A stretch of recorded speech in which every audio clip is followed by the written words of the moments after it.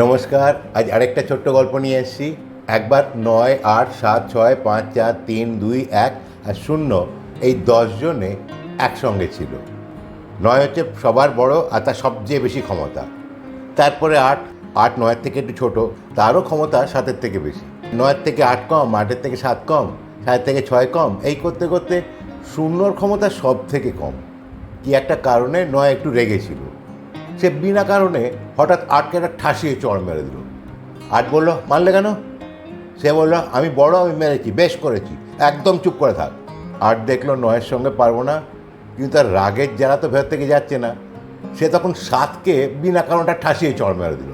৭ও বলল, মারলে কেন? ৮ একই কথা বলল, আমি বড়, আমি মেরেছি, বেশ করেছি, চুপ করে থাক। ৭ জানে ৮-এর সঙ্গে পারবে না, কিন্তু তার ভেতরের রাগ তো আছে। সে তখন 6কে মারলো, 6 আবার 5কে মারলো, 5 আবার 4কে মারলো, 4 3কে, 3 2কে, 2 1কে মারলো। 1 কিন্তু 0কে মারলো না। 1 কী করলো জানেন? সে 0কে নিয়ে হাত ধরে তার নিজের পাশে বসিয়ে দিল, আর তারা মিলে হয়ে গেল 10। সুতরাং 1 হয়ে গেল 10। তার ক্ষমতা এখন 10 গুণ বেড়ে গেছে। তাকে দেখে 9-এর হাওয়া বেরিয়ে গেল।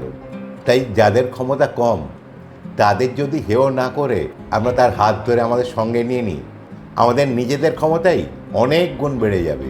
এরকম যদি আমরা অনেকে মিলে হাত ধরে চলতে পারি, যারা শক্তিশালী তারাও আমাদের ক্ষতি করার সাহস পাবে না। আচ্ছা, একটা কথা ভেবে দেখুন তো, ৯ যদি ৮কে চটটা না মেরে ৮-এর হাতটা ধরে নিজের পাশে বসিয়ে নিত, তাহলে কি হতো?